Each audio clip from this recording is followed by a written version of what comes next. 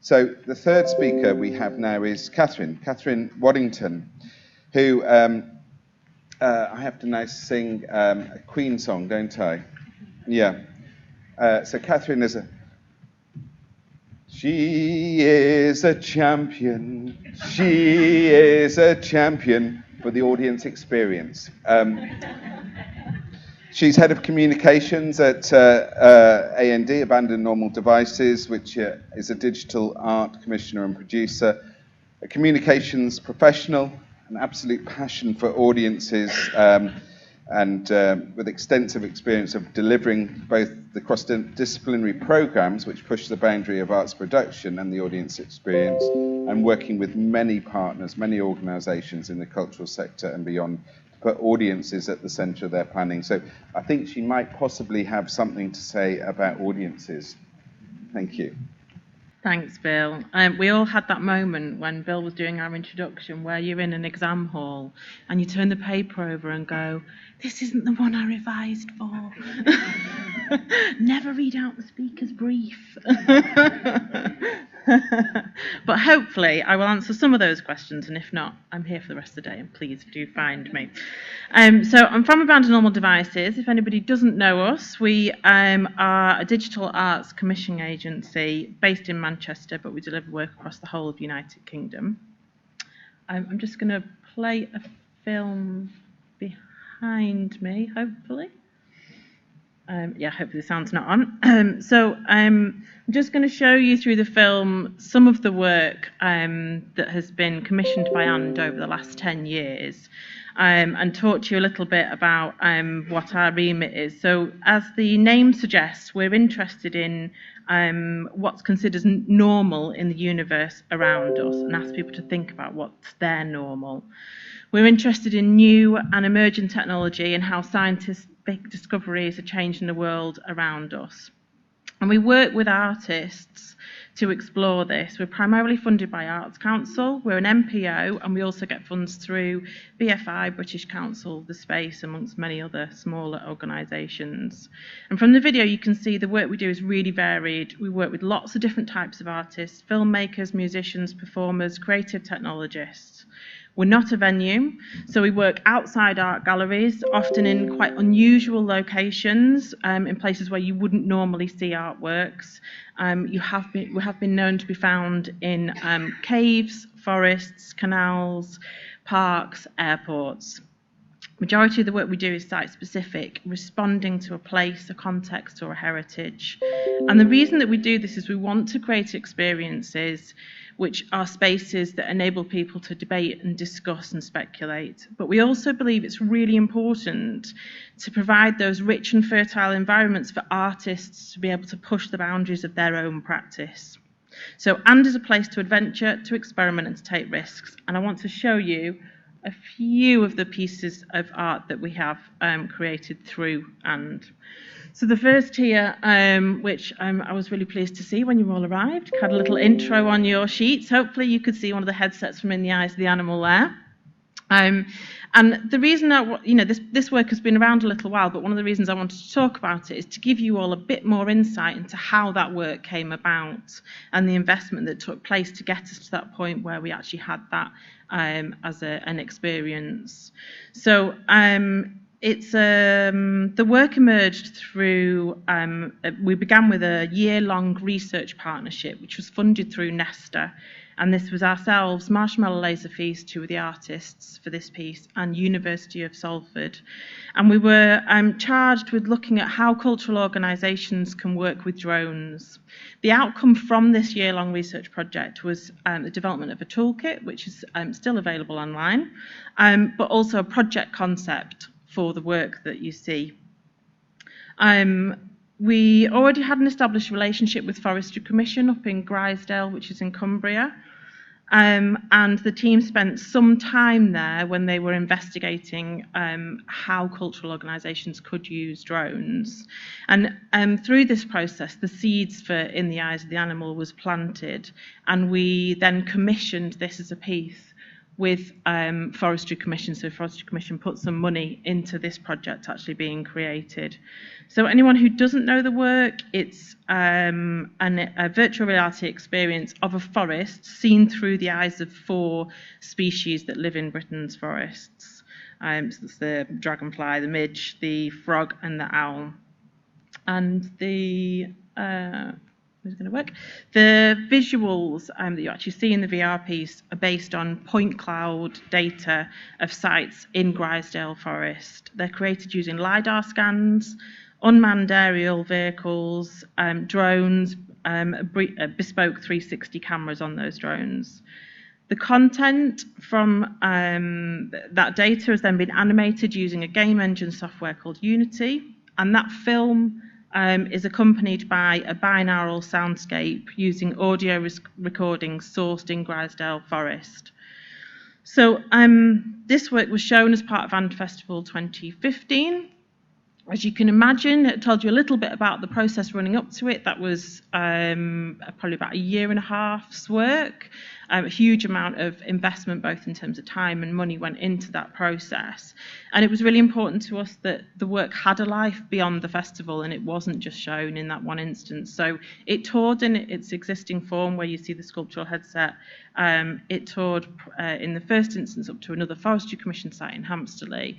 And then with the artist has since gone on to tour nationally, internationally, to numerous locations. But in addition to this, we also created an online 360 platform for the piece, so people can actually go from their own homes to see the work. And that's had over 40,000 views of the work. So it's a way of touring and extending the access to that work. The film was also remastered so that it could be shown within Ron Arid's curtain piece, so just the middle one here, that was at the Roundhouse, I think. And also in a large 180 screen at the National Media Museum. So we took that work and remastered it in a number of different ways so it could be shown in different platforms and really opened up the engagement. We would still say that the best way to experience it is in that original form, but we recognise the limitations of the numbers of people who you can get through that experience. So we were quite creative in looking at different alternatives. So yeah, I mean, probably, the biggest challenge with creating a virtual reality is around that cost per head and trying to justify that investment. The audience numbers and the reach is extremely limited potentially. And we always have that conversation when we are creating those works about how we can extend that within that site. It's very rare that you'd find us showing with only one headset. We try to put that investment into the time and space to offer multiple opportunities for people to experience when we have something up for a weekend. And I think something that's been picked up elsewhere is about how you about the technology aspect of these works. How do you lose the technology? How does it not become about the technology? And that's something that's really important for us when we think about how we present those works. So you could see within the eyes of the animal, you don't actually see any of the headsets. They're built within these sculptural forms, which the artist was really held on to. That was something that they wanted to create. But not just that, we think about the locations, and it was about a 15-minute walk from the centre of the festival to where that work was shown. And we very deliberately did that essentially to, allow them to decompress, to deconnect, or disconnect. So that once they were on this site, their senses were heightened by the nature around them, and they were hearing those natural sounds before they were placed into these sculptural headsets. I think one of the the kind of biggest learnings for us around why did this work go so far? Why was it taken in so many different forms?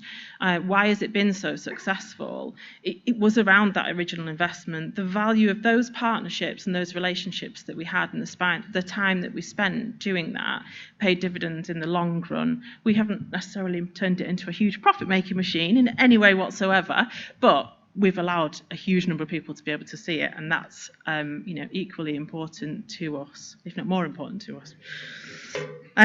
So the next work that I wanted to talk to you about was Waterlicks, which we showed as part of our festival in 2017. This is When It's Past in Castleton in the Peak District.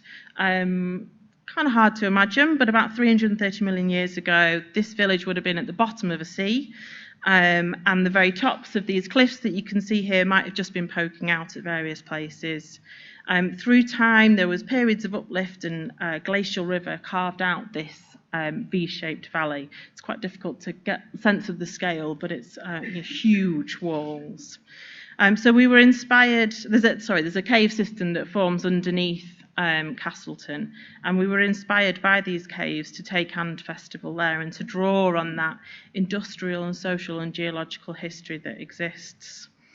So we took a piece called Waterlick to the site and effectively resubmerged the village of Castleton, virtually flooding When It's Past with this V-shaped valley with light and smoke creating a wave and sea of light that audiences could walk under. So Waterlick previously existed, which isn't a commission that And picked, which is quite unusual for us. Most of the programme generally for us tends to be new commissions. But we represented it in this location with a new soundscape which accompanied the work, which audiences could download to their phone. And the partnerships involved in staging this work, the land is owned by National Trust, it's part of the Peak District National Park, there's local landowners in terms of farms, and then we also worked with local historians and Castleton residents to ensure that this piece was really relevant within that site. It's probably one of the largest scale commissions that we've worked on, large scale works that we've had. And that's both in terms of the complexity of staging this work, but also the number of people who came to see that. It required us to have road closures and working with aviation authority to turn the lights on in When It's Past. But I think I show it because it's about that opportunity to use technology to transform an audience's perception of a location and to make them think about that location in a completely different way that they'd never previously considered. And for us, we programmed this as part of the festival specifically because it's so accessible, it's so visual, it's quite easy to comprehend what the message is within that. And then we use that once we have those people on site, there's opportunities to take them deeper and draw them deeper into a journey through the festival and to ask them to experiment with possibly more challenging works. So the third one I just wanted to reference is, pardon? Yeah, that's fine, don't worry. Is Cosmos, which is an art science residency programme we run with University of Manchester at Jodrell Bank Observatory. It's a large radio telescope in Cheshire, if anyone doesn't know it, which is still used for scientific research today. So each year we select an artist who works with the astrophysicists on site and uses the data that's been collected by that telescope to create a new work, which is then presented during Blue Dot Festival. So for 2 years, the outcome was a piece that was projection mapped back onto the telescope. We worked with Dato Manabi in the first year, and he used live data, so it was actually being collected by the dish, and then the visuals were represented onto the telescope. And then Adi Vednecht in 2018. But this year, we were successful to get funding through the Creative XR programme. So that's something I'm happy to talk a little bit more about later on if anyone wants to kind of dig into that process. And we work with Julie Freeman, who's an artist who works with data as an art material to translate science and nature. And I think one of the reasons it's important for me to reference that is because Julie never worked in VR before, and that that wasn't her kind of natural happy place to be. So it was really important to us to bring in a team, and we worked with some creative technologists to support her in that process, and so that's really pushed her practice, and she's now exploring further through that area of work. So I think what I'm going to leave you, well, I'm not going to quite leave you actually, but when I was thinking through what's actually useful for you today, I've shown you some works and I've talked about some of the histories of like the partnerships and how that's set up behind them. But one of the things that I want you to think about is quite often people come and ask us about how we make work through a particular form of technology, and I think what's really important to think about is we never ever begin our journey with we want to make a VR work. We never start with the technology. We always start with the site. Who's going to actually go there in terms of the audience and what the relevance of that site is, what's the current story, what's the history, what a partner's doing in that location now. And at that point we then find an artist that we want to work with who can respond to that conversation and talk to them about what the narrative can be that they can create around, and then we talk about what the technology is that could be added to that, and that's how we create those and experiences. So I never thought I'd turn something into a formula like that, and you should never use a formula, but it was just to visualize that sort of process that we go through, and this is the place where we begin with a site and a conversation. The other thought that I wanted to leave you with is digital works don't have to be costly. They don't have to be plugged in. They don't have to be incredibly technically challenging. This is a piece by Matthew Plummer Fernandez called Peak Simulator, and it's based on computer algorithms that were used back in the early 1980s to create the landscapes within films. So those sort of backdrops that you see, and he was really inspired by some of the work that had been done and created this piece based on those computer algorithms. This was sited in Grisdale Forest and was incredibly beautiful, kind of like quite meditative space to be, with this quite dramatic landscape sitting behind it, and then Matthew's work there. So it's just sometimes taking a moment to check yourself when you're applying all this costly technology, is that the only way to tell the story that you want to tell? This is still digital culture. Thank you.